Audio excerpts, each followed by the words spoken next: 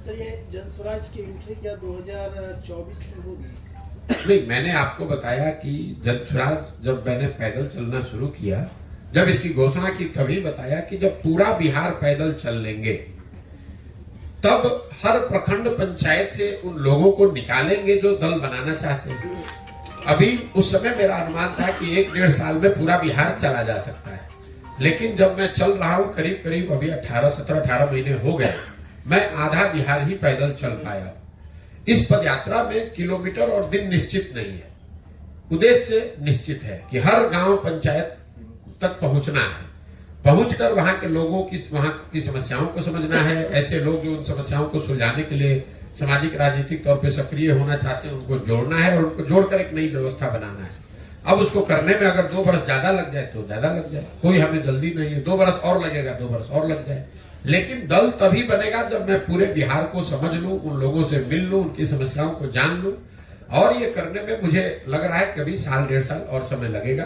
तो उस नजरिए से जो आपका सवाल है कि क्या लोकसभा चुनाव से पहले जनस्वराज दल बनेगा, बिल्कुल नहीं बन सकता है। इसलिए नहीं बन सकता है कि हम लोग का अभी हमारी पदयात्रा पूरी नहीं हुई है, और जो मैंने बिहार की जनता को आश्वासन दिया है कि भाई पूरा बिहार घूमने के बाद ही लोगों की मदद से दल बनाया जाएगा। अगर आज चुनाव के नजरिए से हम दल बना लें तब तो दल बनाने से पहले ही हम वो करना शुरू कर देंगे। लोग यही कहेंगे कि देखिए चुनाव आया तो फिर अपना हवा बना के चुनाव लड़ने की कोशिश कर रहे हैं। जनस्वराज का उद्देश्य दल बनाकर चुनाव लड़ना नहीं, ये एक नई व्यवस्था बनाना है जिसमें 5 वर्ष लग जाए, 10 वर्ष लग जाए, लेकिन बिहार में सही मायनों में लोगों की जिंदगी बदले, व्यवस्था बदले, वो प्रयास है। सिर्फ दल बनाकर चुनाव लड़ना होता तो इतने प्रयास की क्या जरूरत है? तो पटना में बैठिएगा, एक दिन में दल बन जाएगा। और कि जब सबको कोई ना कोई लड़ने वाला मिल जाता है तो हमारी जो पृष्ठभूमि है, हमको भी लड़ने वाले घर घर लोग मिल जाएंगे। वो प्रयास नहीं है। प्रयास जो मैंने आपको बताया, पहले समाज को तैयार करना, उसी समाज से ऐसे लोगों को ढूंढ कर निकालना जो एक नई राजनीतिक दल व्यवस्था बनाना चाहते हैं, और साथ साथ जमीनी हकीकत को समझकर एक योजना बनाना ताकि कल अच्छे लोग चुनकर आए तो उनको मालूम हो कि खगड़िया को सुधारने के लिए करना क्या है, बेलदौर में क्या करना है, परबत्ता में क्या करना है। जब ये जानकारी नहीं रहेगी, अभी स्थिति यह है कि जो 2 बार 3 बार का विधायक है, समस्या की बात तो छोड़ दीजिए। कई बार लोग कहते हैं भैया पैदल चलने से क्या होगा, हम लोग तो पहले ही से मालूम है क्या समस्या है। बिल्कुल नहीं मालूम है। मैं आपको दावा कर रहा हूं कैमरे पर, जो भी आपके यहाँ खगड़िया जिला में विधायक है 2 बार 3 बार से, उसको आप कैमरे पर बैठा दीजिए और बोलिए कि बिना कागज देखे हुए अगर अपने पंचायतों का नाम बता दे तो आप जो कहिएगा मैं मान लूंगा। लोग अपने पंचायतों का नाम नहीं जानते हैं, समस्या की तो बात ही छोड़ दीजिए। जो 2-2 3-3 बार से विधायक है उसको अपने सारे पंचायतों का नाम नहीं मालूम। हर पंचायत में लोग 5-5 वर्ष में एक बार अपना मुंह दिखाने भी नहीं गए। तो लोगों की जो जमीन पर समस्या है उसको जब तक नहीं जुड़ा जाएगा, उसको समझा नहीं जाएगा, तब तक उसका सुधार संभव नहीं है। बिहार की राजनीति में जो जाति का महाजाल तरह से देखा जाए तो प्रशांत किशोर अपने आप को कहाँ पाते हैं? प्रशांत किशोर को इसमें कहीं अपने आप को पाने की जरूरत नहीं है। ये आपके दिमाग का भ्रम है। आप कितने दिन से पत्रकारिता करते हैं हम नहीं जानते हैं, लेकिन एक बिहार में ये भ्रम फैला दिया गया है कि बिहार का हर व्यक्ति जाति पर ही वोट देता है। अब आपने ये कहा कि बिहार में जातियों का महाजाल है, तो मैंने पूरे देश में काम किया है। सुन लीजिए, हाँ, राजनीति के हिसाब से ही बोल रहे हैं। हमने पूरे देश में काम किया है। कोई राज्य हमको देश में नहीं मिला जहां जातियों का प्रभाव न हो। कर्नाटक में भी वोकालिगा और लिंगायत की बात आप रोज सुनते हैं। गुजरात में भी जातियों की बात होती है, आंध्र प्रदेश में भी जातियों की बात हो रही है, महाराष्ट्र में भी जाति की बात हो रही है। लेकिन आपको हमको ये समझ में नहीं आता है, चूंकि हम लोग पिछड़े और गरीब राज्य हैं, तो आप पर यह तोहमत लगा दिया गया है कि बिहार इसलिए पिछड़ा है क्योंकि यहाँ पर सब लोग जाति की ही बात करते हैं। और आपको हमको जाने अनजाने ये समझ में नहीं आ रहा है कि आप अपने मुंह में कीचड़ लगा रहे हैं, बिना इस चीज को समझे हुए ये बता रहे हैं जैसे कि पूरे देश में जाति नहीं है, बिहार में ही जाति है। अब मैं आपको इसका सटीक एक उदाहरण दे देता हूँ। आप यहाँ पत्रकार हैं, राजनीति को कवर करते हैं। बिहार में मोदी जी को, भाजपा को वोट पड़ता है कि नहीं पड़ता है? पड़ता है।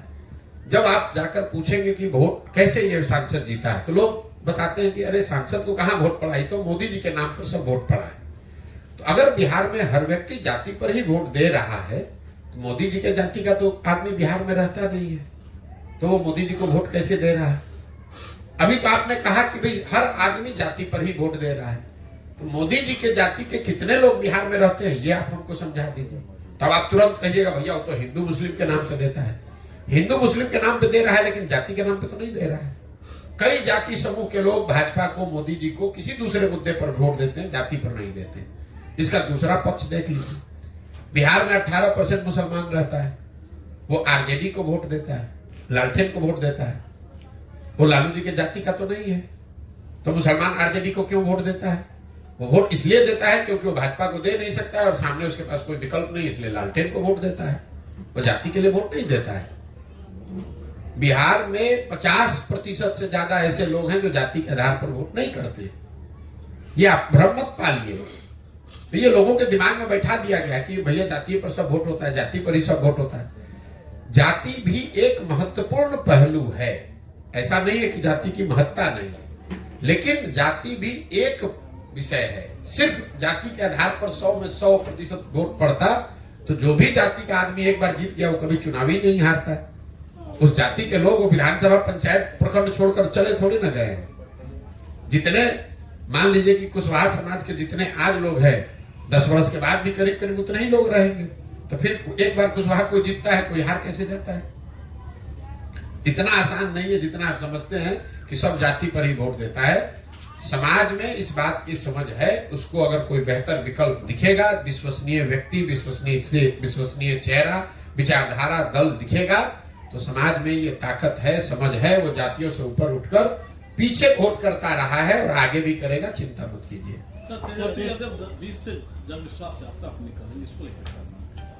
इसमें हमको क्या मानना है? अभी सत्ता में बैठे हुए थे तो यहाँ हम लोग कहते हैं कि नीतीश कुमार पलटू मार है, लेकिन नीतीश जी को हम सब लोगों को एक बात की शाबाशी देनी चाहिए कि नीतीश कुमार इतनी बार पलटे कि पलट पलट के उन्होंने सारे दलों को पलटू मार बना दिया। भाई तेजस्वी यादव, अगर नीतीश कुमार पलटू मार है तो तेजस्वी यादव कैसे सीधे हैं? अभी 2 बरस पहले नीतीश जी को पलटू मार कहे, फिर जिस दिन नीतीश कुमार ने उनको अपने साथ रख लिया, उप मुख्यमंत्री बना लिया, तो नीतीश कुमार को विकास का चेहरा बताने लगे। एक मिनट सुन तो लीजिए। फिर आज नीतीश कुमार छोड़कर भाजपा में चले गए तो महाशय अब कह रहे हैं कि नीतीश कुमार तो बड़े थके हुए मुख्यमंत्री थे। यही हाल भाजपा का है। अमित शाह आए, बोले कि भैया एक एक बिहार के आदमी सुन लो, नीतीश कुमार के लिए भाजपा का दरवाजा बंद है। तो हमने वही कहा कि भाई दरवाजा तो अमित शाह बंद करके ठीक ही गए थे, छिटकिनी लगाना भूल गए थे। जैसे ही हवा का झोंका आया, दरवाजा खुल गया, नीतीश कुमार को बैठा लिए बगल में। जो नरेंद्र मोदी जी मध्य प्रदेश में जाकर एक सभा में कह रहे थे कि इस आदमी ने, एक नेता ने महिलाओं के लिए ऐसी अभद्र टिप्पणी की है विधानसभा में, इनको सजा होनी चाहिए। वही मोदी जी के नेतृत्व वाली भाजपा, वही मुरेठा बांधकर घूमने वाले सम्राट चौधरी आज नीतीश कुमार को बिहार का भविष्य बता रहे हैं लोग। आपने कहा जन विश्वास यात्रा, आप कोई भी यात्रा कर लीजिए। नीतीश कुमार किए थे समाधान यात्रा, कितना बिहार की समस्या का समाधान हो गया। अभी राहुल गांधी कर रहे हैं न्याय यात्रा, कितना बिहार के लोगों को न्याय मिल गया। तो इनके जन विश्वास यात्रा करने से क्या होगा? सबसे ज्यादा विश्वास आपने तोड़ा। 30 बरस से लालू नीतीश का ही राज है इस देश में, इस बिहार में। 30-32 बरस में बिहार से गरीबी कम नहीं हुई, पलायन रुका नहीं, बच्चों की पढ़ाई की व्यवस्था हुई नहीं, रोजगार मिला नहीं। तो अब किस विश्वास की बात कर रहे हो? जनता इतनी बेवकूफ नहीं है।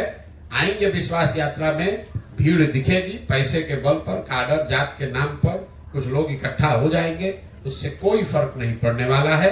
काठ की हांडी बार बार नहीं चढ़ाई जा सकती है। जिन लोगों ने आरजेडी को, लालू जी के, उनके बच्चों की सरकार को देखा है, वो जानते हैं कि ये लोग जात पात, हिंदू मुस्लिम और भ्रष्टाचार, गुंडागर्दी से ऊपर उठकर राजनीति नहीं कर सकते हैं।